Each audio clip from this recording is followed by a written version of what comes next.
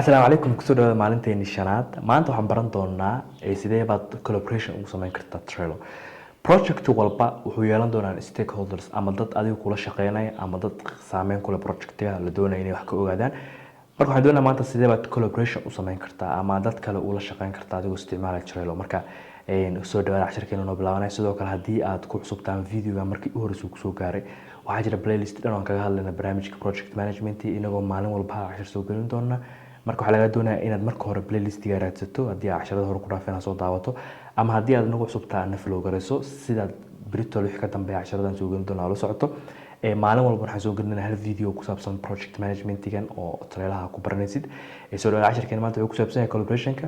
Let's get started. waayahay soo dhawaada arday waxaan ku jirnaa maalintii shanaad maanta waxaan ka hadli doonaa wax la yiraahdo collaboration.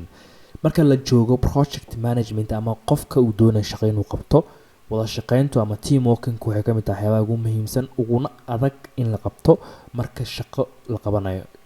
sidoo kalena wax qabadku waa inuu noqdaa wax la is caawinayo haddii aad wax kasta kaliya qabanayo adkaanaysaa.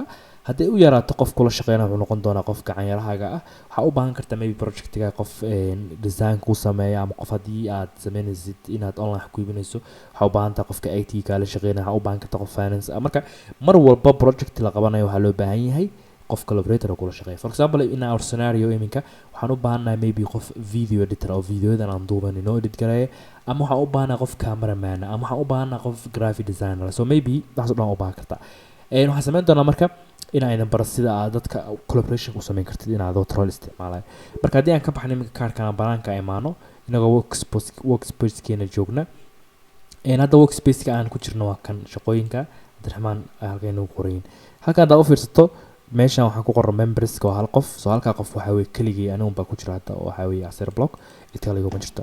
haddii marka aan furo members ka halkan ta ku noqono members ka data watid waxa iman kartaa qaybta members ka dadka ka shaqeynaya boardkan aragtid workspace members can view so invitation baan sameyn karaa qof kale ku soo invite gareyn karaa projectigayga. so waxaan sameynayaa waxaan diri doonaa invitation linkiba hadda invitation ahaan u dirsaday. haddii kale linkigan qofka aan siiyo qof walba linkiga isticmaala teamkayga ku soo beeri karaa. marka waxaad dhigi kartaa shaqaalaha linkigan u dirtaa tir halka ka soo gala ee meeshan ka shaqeynayno ama waxaad sameyn kartaa invitation caadi ah emailkooda halka geliso. so hadda aniga account-kayga Abdiraxmaan Seer baan ku leeyahay Trello-deeda official-ka sorry Abdiraxmaan Seer@gmail.com haddii aan geliyo waana marka inuu soo qabto kana account-kaas aan ku leeyahay hadda invitation baa u diri karaa kana ku qorayaa mudane ku soo dhawaado teamka. haddii imika send invitation dhaho emailkaas baa loogu diray qofka ama directly account-kiisa markuu furo Abdiraxmaan wuxuu arki doonaa notification u soo dhacay ama linkigan baa u koobiyin karnaa. marka haddaan send invite dhaho account-kayga imika waxa ku soo dhacaya email baa ii soo dhacay ii sheegay in la igu soo diray teamka.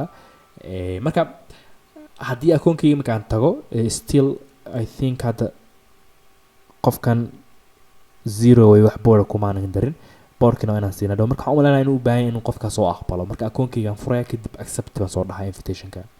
marka hadda arkaysaan boardkii aan ku soo biiray Abdiraxmaan iminka hal board buu isticmaalay soo projectiga haddii aan click siiyo waxaan arki karaa Abdiraxmaan wuxuu igala shaqeynayaa. Abdiraxmaan is a member of the following workspace oo kan content creation qaab normal buu ku jiraa admin ma.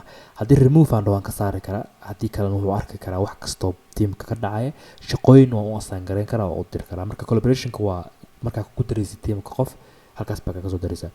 in haddii aan ku noqono banaanka hore Trello-deena haddii aan furno projectiga hadda waxaan u yeelan karnaa for example shaqadan oo kale aan doonayaa inaan Abdiraxmaan ku invite gareeyo. wuxuu ii sheegay unsafe changes inay jiraan marka markii hore aan ka tagna save gareeno way join waxaan dhihi karaa suggested hadda waan soo jein garay waxaan dhihi karaa marka members-ka hal qof baan ku dirayaa blast hadda kaligiiba ku jirta oo fiirsato waxaan dhihi karaa Abdiraxmaan ku soo dar. marka hadda Abdiraxmaan waxaa lagu diray teamka inuu taskigan ka shaqeeyo. marka waxaan dhihi karaa waxyaabaha qaar imika shaqooyinkan ii yaalo kale waxaan dhihi karaa inaan dhaho muuqaalka duub muuqaalka qaybta hore inaan isaga ku asaan garay halka xabo. okay marka la doonayo in taskiska subtaskiska qof lagu asaan garay isagana aan lacag bixisaa. marka waxay ka mid tahay waxyaabaha limitations ku leeyahay laakiin wax saa u si muhiim ma qofka already ku dhex jira halkan baad ku sameyn kartiin communication-ka waa shaqada lagu diri kartaa.